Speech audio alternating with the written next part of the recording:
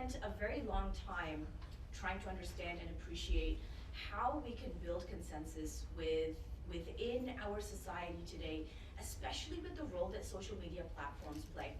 I think I was one of a generation where I saw the internet come in. I lived a life before computers and before the internet, and have seen how the social media platforms that our young people use on a daily basis now can be a tool. It can be a tool for enhancing democracy. It can be a tool for getting information to people. It can be a tool for connecting with your loved ones and your family and sharing your lives with each other. But it can also be a tool for malicious intent. It can also be a tool for spreading hate. And in fact, Statistics Canada reported in 2022 that more than 7 in 10 young people in Canada have been exposed to online hate and violence. Cyber-related hate crimes increased in Canada by over 130% from 2018 to 2022. And that was again sourced by Statistics Canada. Among the cyber-related hate crimes, the most common types were those that target Black people, which was 17%, motivated by person's sexual orientation, 17%, and Jewish people, 12%. Nearly 1/4 of victims were aged 12 to 17. And we've seen what the impact of cyber hate can lead to, online hate. It leads to people that have died in the Quebec mosque, for example, the London massacre that happened of a family, the Danforth attack. I think that we need to do better. And what this report was really all about was building consensus and finding ways to collaborate between all levels of government, social media platforms, and individual Canadians to ensure that we are providing the safety of everybody as we use these tools, hopefully for the better and not the worse. So this report tackles a very important issue. How can we exercise better oversight of social media platforms to ensure that the information that Canadians provide to these platforms is protected and it is used appropriately and responsibly, as well as ensure online safety for everyone? The report comes out with some very key recommendations. And these recommendations complement the work that our Liberal government has already been doing, whether it is through the Online Harms Act or whether it is through banning right-wing extremist terrorist groups online, etc. I think that we do need to do more in building that collaboration and that consensus between social media platforms and all levels of government, and especially, as recommendation 7 lists in this report, ensuring that organizations like the RCMP, for example, have the proper resources to make sure that we are well educated and raise the awareness that is needed to protect ourselves online. Kids often don't know that once they put data out there, once they put a photo out there, once they share their personal information online, that it's really difficult for them to retract that.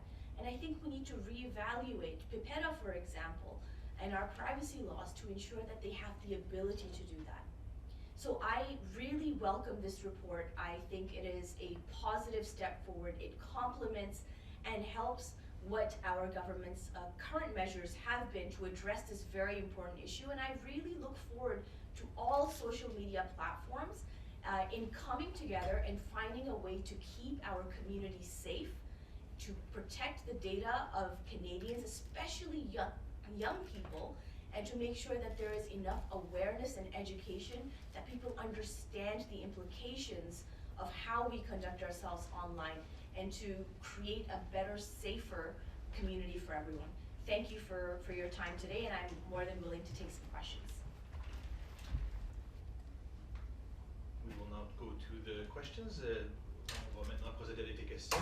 Anya, de la presse canadienne. Hi.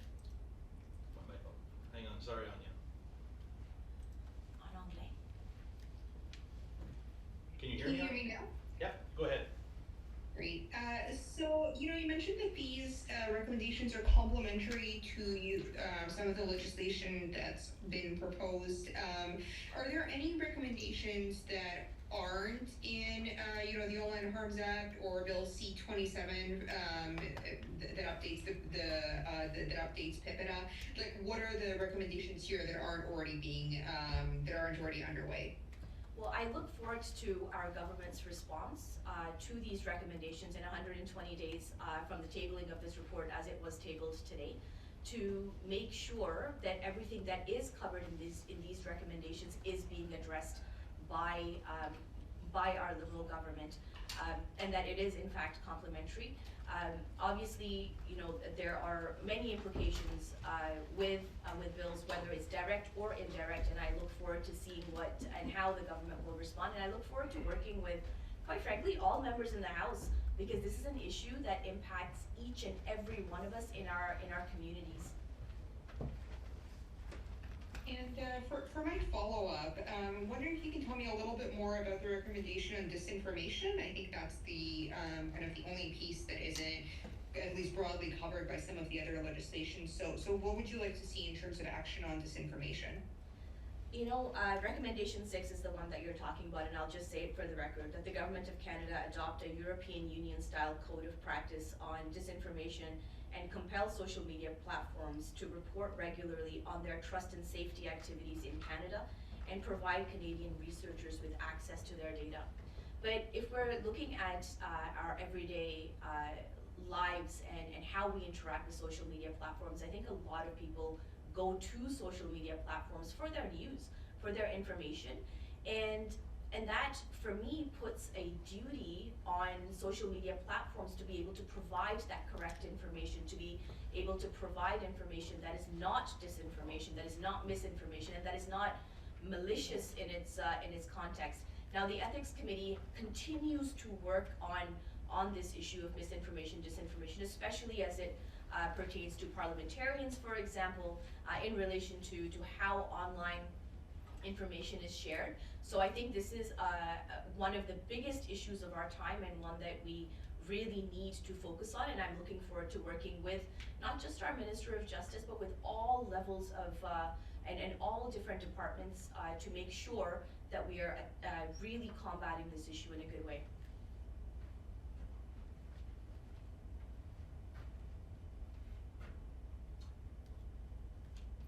I don't think there are any more questions. Ceci complète donc la conférence de presse. This concludes the press conference. Oh, Thank you. wait. Oh. I actually have one more if Go I ahead. can. Go ahead. It's about TikTok, and about the argument that, with this ban that's going to shut down its Canadian offices, that it's actually going to make it impossible or much harder to regulate TikTok. So I wanted to get your thoughts on that, given the recommendations in this report, just your thoughts about this argument that it's actually going to make it more difficult to hold TikTok accountable for the issues that you're talking about in this report. You're absolutely right. When we're talking about this issue, this whole report is about how do we protect Canadians from inappropriate data collection, and what companies like TikTok do with that data. And it can be extrapolated to also what Uber is doing with the data that they're collecting, and artificial intelligence, and how consumerism is really changing in that effect. But then ultimately, how are we protecting Canadians? I think that it is important for us to be strong and affirmative and assertive with social media companies to ensure that we are protecting Canadians, and how they use data collection needs to be regulated. And I'm looking forward to working with government on this issue. I think it's a really important one that impacts all Canadians today, not just Canadians, but quite frankly, democracy around the world.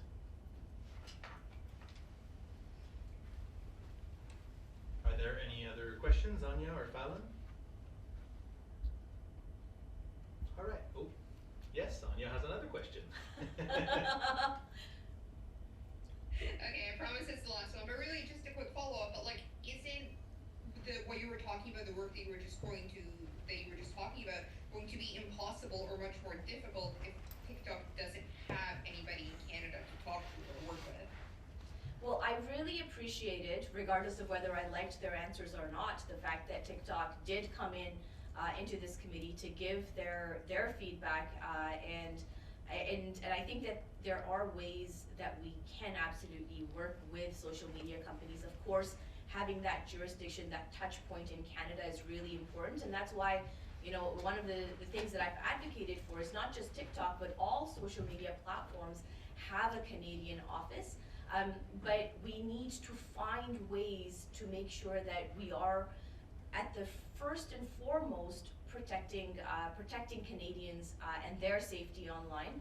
And if that means that we have to, you know, make sure that Canadians' data is not being collected and not being mishandled, then so be it. But I think that we do have a lot of work to do on this.